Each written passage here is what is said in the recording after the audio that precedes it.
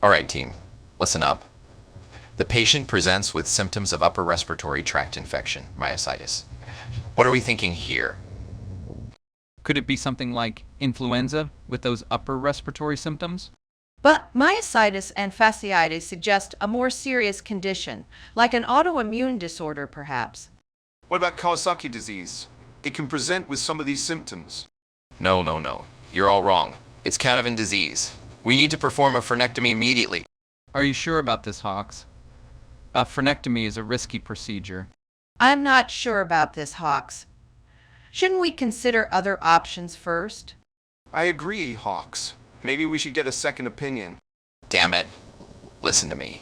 This is the right course of action. We're doing the frenectomy, no questions asked. Get ready, team! You wanted to see me, Tracy? Yes, Hawks.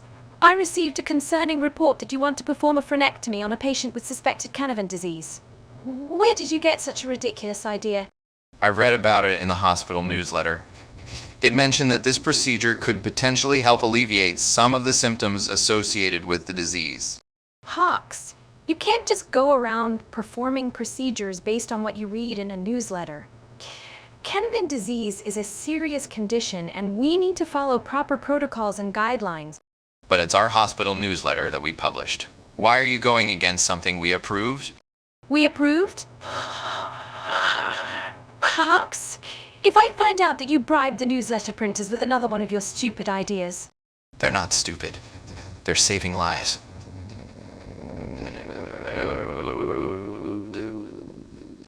Get in my office and explain to the patient why you're not performing a frenectomy because you vandalized our highly regarded newsletter. Oh no, this is worse than I thought. The patient is in critical condition after the frenectomy. How am I going to tell Hawks that we made a grave mistake?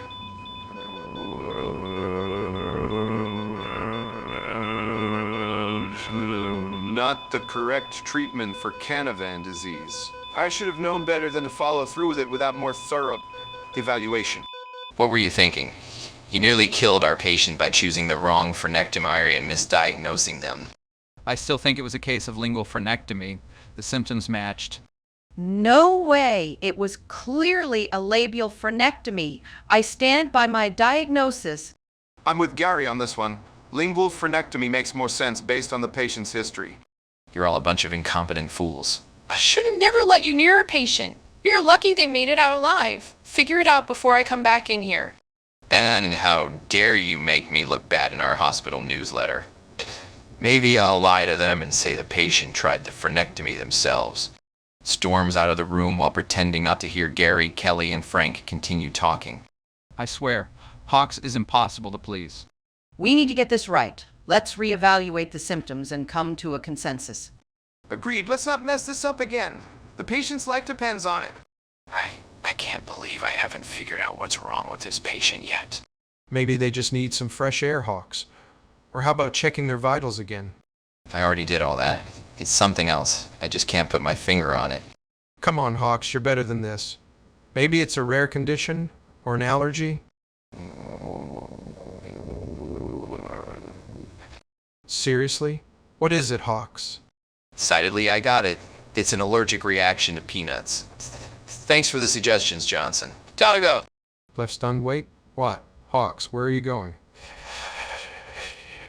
I don't need all this. I have my mind, and that's all that matters.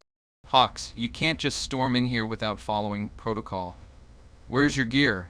This is serious, Hawks. You can't improvise in the operating room. You're risking the patient's life by not using the proper equipment. You know better than this.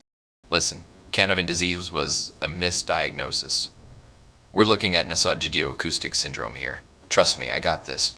Tracy, I finally figured out the right diagnosis for the patient. Congratulations, Hawks. But the wrong diagnosis nearly cost the patient's life. If you had just listened to me from the beginning, we wouldn't have wasted all this time. Hawks, it's not about who's right or wrong. It's about saving lives. Saving lives. You should have trusted the newsletter instead of second, guessing me at every turn. If you bring up that fucking newsletter one more time, I'm killing it. No more stupid essay, long stories preceding a crappy recipe for Jell-O salad. Oh, I'm so devastated.